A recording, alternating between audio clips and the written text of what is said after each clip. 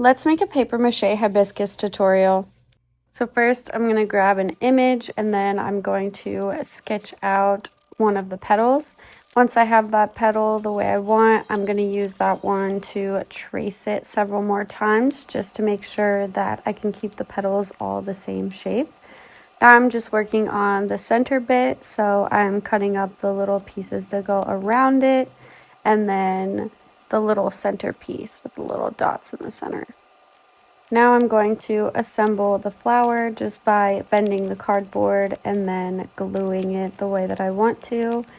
This is just so that I can make sure that I get the shape that I desire the most. So it is a bit tedious, but it is definitely rewarding and definitely pays off in the end.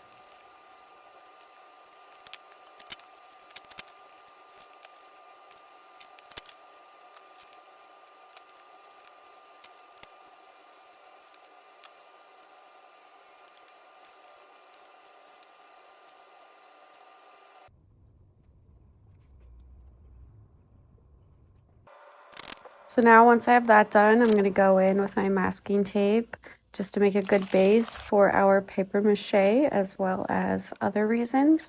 And now I'm going to take my paper mache mixture and my newspaper and I'm going to paper mache most of the hibiscus flower. I'm actually going to leave those cardboard pieces alone because I'm going to paint those. Now I'm going to go in with my spackle and I'm going to spackle 4 of the petals, just because the last petal does sit quite close to the center of the flower and I want to make sure that it's still even when I go into paint. Now I'm just going to take my gesso and I'm going to get a good even base all over the hibiscus flower.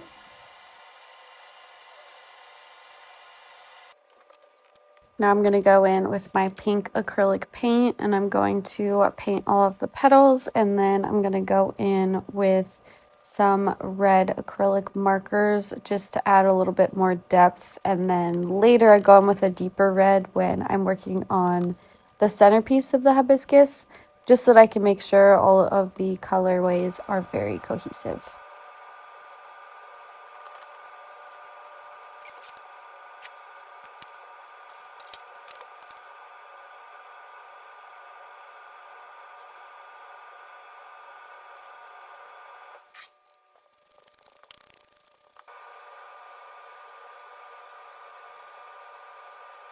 This is what I was talking about before, just to make sure that I can keep most of the colors the same throughout the entire flower.